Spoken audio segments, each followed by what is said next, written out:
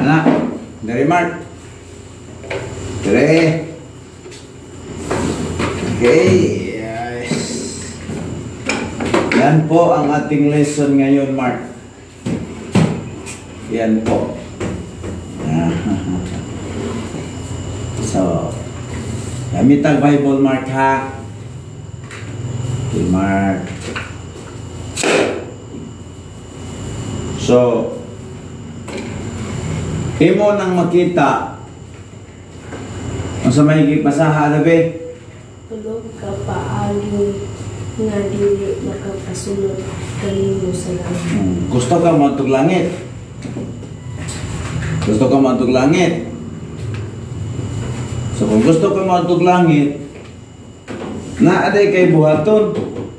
Na para masulod sa langit. Oh, pero kanirong ako i-discuss ron, dili ni makapahilangit nimo. Derita. Ana, para klaro ang atong diskusyon. Ana, mama ni Osoron. Okay? Masa ganito atong lesson? Tulog ka paagi nga dili makapasulod kanimo sa langit. Oh, tulo ka paagi nga dili makapasulod kanimo sa langit. Basin. Isa ka mo, di makapasulod sa langit. O, tulo ka paagi. Magana, 1, 2, 3. Kani, tulo ka mga pamaagi na di makapasunod mo sa langit. Una, masaman ako no? Maayong binuhatan. Di ba, natuo ka nga ang may binuhatan, makapahilangit ni mo. Dili na makapahilangit ni mo. Kanang paghatag kwarta, di na makapahilangit ni mo. Tungod kay dili man ikaw manluluwas. Kisa may manluluwas ko no? Jesus. O Jesus. O niya, imo din ng pulihan o may binuhatan. Okay, ablihe. Okay. Basaha. Episodos 8:9. Sige, basaha. Kay pinaagi sa pagtuo, naluwas ka mo tungod sa grasya sa Diyos. Dili inyong buhat. Kung dili gasa sa Diyos, puso, walay makapasigarbo ni ini sanglit. Dili man bunga sa inyong mga paningkamot. O, sa ito padili, tayo makaluwas ang imong may binuhatan. Kaya makaluwas, mauman si Jesus. So, sipyat din na imong una-una nga, magbuhat ako mayo para maluwas ko. Sipyat na. Eh, di man ka maluwas diha. O, masao man pagkaluwas ni mo nga, dili man na mo paagi sa kaluwasan man binuhatan.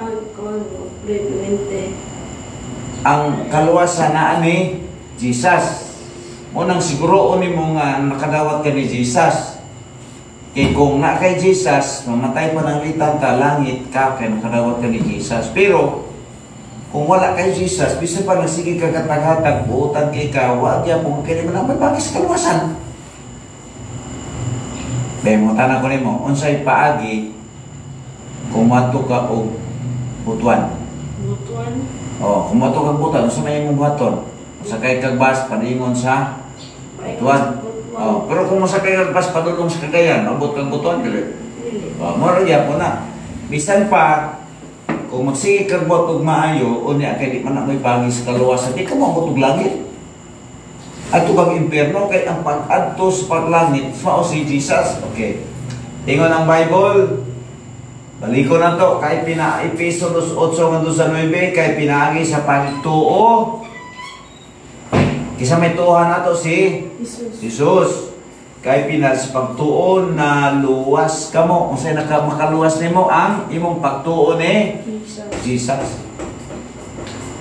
Dili kini inyong buhat. Sa kuno, dili kini imong buhat, Mark. Kung dili, kung sa manang gasa sa, kung sa manang gasa, aguan pa ba na ni mo para maangkon niyo ni mo? Na, dawato na lang, mauna. Okay, ito lang ngayon niya. Ikaduha, bagsak ha, bagsak, check, wrong. Masama na, si Krong. Wrong. Krong. Okay, Rita, ikaw, Abre. Abre. Pagpamembro sa simbahan. Sige, upiok pa. Oh, basa ha?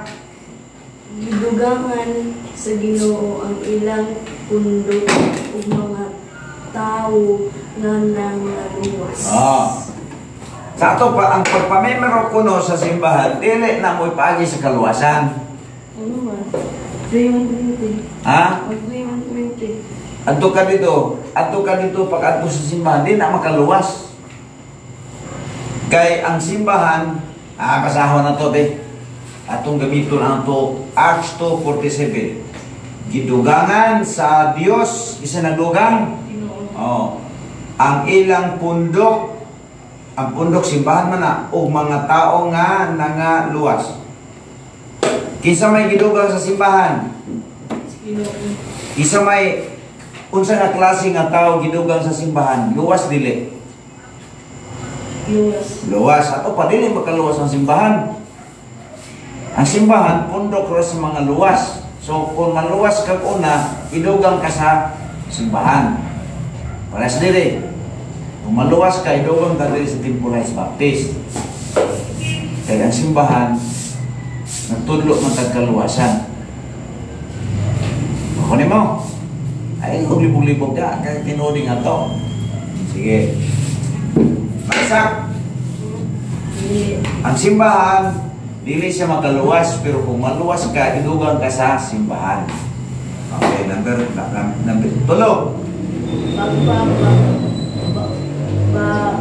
Pagpapautismo. Sige, abri, ikaw kaya abri, para. Sige. Basa. O ang dugo ni Jesus na iyak na maghugas sa tanan. Natong kasalanan. Ganito ta. Ang bautismo dili na makaluwas. Ang bautismo ang makahilo sa imong mga sala, ang dugo ni Ginoong Hesus. Nga dito giulay sa Krus Kalbaryo aron pagluwas. Gusto kang maluwas, gawato nimo si Jesus Christ nga mo maluwas. Basta gusto kang matulangit, gawata si Ginoong Kristo. Masahan ang Quran, marami kay Bible, di ba? Kailangan ng Bible, kay buot. Kira naman may Bible dito. Babasahon lagi tika. Basahan tika. Hindi ka na ako Bible. Ano ko yung Bible dali? Ano kay Bible dito? Basa ito yung Bible mo. Basahan. Juan 1:12. Ibasa. Kusga. Apan kadtong hidawan misalig kaniya gihatagan niya sa Diyos. Gihatagan sa gihatag niya. Ayaw basa. Kay kaluwasan na. At ito naglangit karon ani. Basa 12. 12 na. Kada. Apan kadtong midawat ug misalig kaniya gihatagan niya sa Diyos. Katungod. Ay katungod nga mahimong mga anak sa Diyos. Isa may gitaga katungod nga mahimong anak sa Diyos. Katong ni dawat ni Jesus. So kung mudawat ka ni Jesus karon, makatug og langit kay mahimo magkang anak ni Jesus. 13 tiwasa Mark 13. Nahimo silang mga anak sa Diyos dili sa tawhanon, paagi o pagbuot. Ang Diyos mismo mao ang maghimo kanila iyang mga anak. Kung dawat daw ka ni Jesus karon, mahimo kang anak sa Diyos. Dawaton ba nimo si Jesus? Para may langit ka. Para mato kag langit, kuyog na ko. May patong ikamot sa Bible. Patong. Okay, patong. Dapat sa pag-ampo ha, sige mag-pray ka. Sunda ka ninyong pag-ampo. Ipiyong mata. Ginoong Hesus, salamat nga ikaw nagpakamatay sa cross. Aron pagbayad sa kong mga sala. Ginoong Hesus, dawaton ko ikaw na akong manluluwas. Ginoong Hesus, salamat nga ikaw mipuyo sa kong kasing-kasing. Ibuyo sa akong kasing-kasing. Gidawat ka Gidawat ka. nga akong manluluwas. Akong manluluwas. Salamat. Salamat. Nag-iisip ko nimo Nag-iisip ko nimo. nga anak nimo karon. Na anak nimo karon. Salamat Salamat. sa langit Sa langit. nga ready na nako Naririnig na ako. moadto ko diha. Sa ngalan ni Jesus. Sa ngalan ni Jesus. Amen. Oh. So kung gibuhat na nimo, nagbuhat naman ka nahimo kang anak sa Dios. Kasi gidawat nimo karon si Jesus. Jesus, no? Ayaw karon kalinti. So sa pizza to sa birthday nimo physically. December 15. Oh, December 15. 19 2000 2013. 2013. Okay. Karon sa imong espiritu ng mga bahin, gidawat karon ni Jesus nga anak na kaniya. So pizza March. So nga pizza na adlaw. March 6, 2025. So muna karon ang pizza nga gidawat ka ni Jesus nga anak niya. Ingon ay iyang pulong. Nakuha ko nimo? Sa ding gidawat nimo siya karon, nga imong manluluwas, nang sa gali ka, nahimo kang anak sa Diyos. So, ang anak sa Diyos, kung mamatay, ang talagang pauli. Sa langit. Ang anak sa yawa, kung mamatay ang anak sa yawa, ang talagang pauli. Sa impyerno. Sa muna karon ko, nahimo mo kang anak sa Diyos karon ay, pila yung birthday nimo karon duha na. Ang una nimong birthday, December 15, 2013. Igamit na nimo pagpuyo diri sa Himoog City. Karon kining pizza size sa Marso 2025. Gamito nimo ni pagpuyo dito sa langit kauban sa Ginoo. Nganong makaadto na makaglangit kay gidawat nimo siya nga imong manluluwas ug gi-accept po kasi Ginoo nga anak niya. Adto na kag langit. Magpuyo ta. Kinindo ka na. Kung na may pinaka-importanteng butang nga imuha karon nga ang kunon ka na pagkahiadto nimo sa langit. Anak sila ron ako. Kuhan daw ka na po. Dala sa langit na itanay mo ka na. Nasa blame na itanay mo mama. Kasi maingon na. Masmit na ako. Di para kuhan daw. Nanunod sa langit. Kuhan daw mga memories.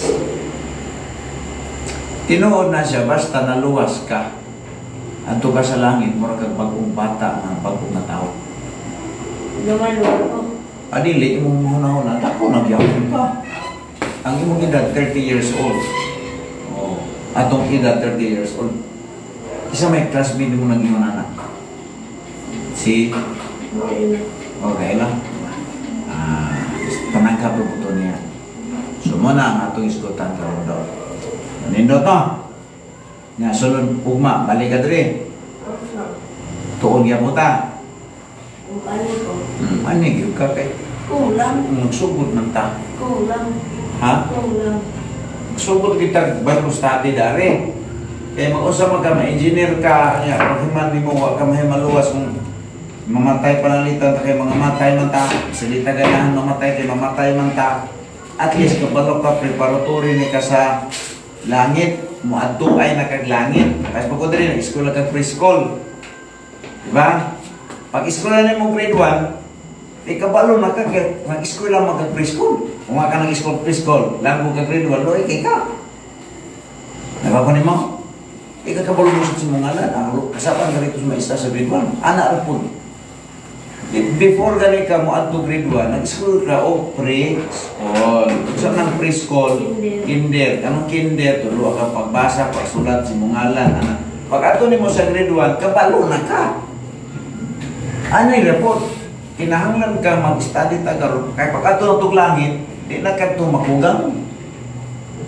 Nakikisa may ganahan ani nga maandam ka sa atog langit. Ikaw, pag ato nimo grade 1, ipasulat ka sa mungalan, kabalo ka wala.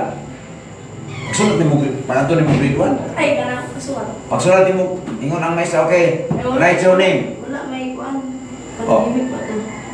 Sa grade 1. Pero pag ato nimo dito, kabalo ka mo sa simungalan. Kay gituluan magka diri sa School. kung hinlargo ka grade 1, makatulo di, kamamo ka dito. Maura po ni karon. Doon ta karon para may kamatay na to, may paluta kung sa itong buhaton. Hindi ko brotes ko yun. Ha? Hindi ko brotes ko yun sa ito. Oo, magtuon ta siyang pulong. Kaya kung magtuon ta siyang pulong, meaning, ang Biblia, love letter mo na sa Ginoo. Yan, isa may gusto ko nung di ka isulti sa, di ka mo sumasa sa love letter sa Ginoo. Kung nahigugma ka sa Ginoo, basawin mo yung love letter. Mark. Di ba? So, klaro nila. Klaro mo na nga. Diri, silingan raman ta, pag uman mo dyan, mari ka diri, kaya mag-disciple ta, 15 minutes lang. 10 minutes ko na? Okay na. Dili kay tagsakan lang. Klaro na. Wala. Hi, hello. Mark. Siyempre doon, Mark. Mark Timbler. Hello. Ato na ning ito patong live. Guwapo, di ba? Guwapo, si Mark. Amo ning former student in the preschool. Karon grade 6 na. Okay? Grade 5 pa rin. Grade 5 pa rin. Si Mark. Oh, hello.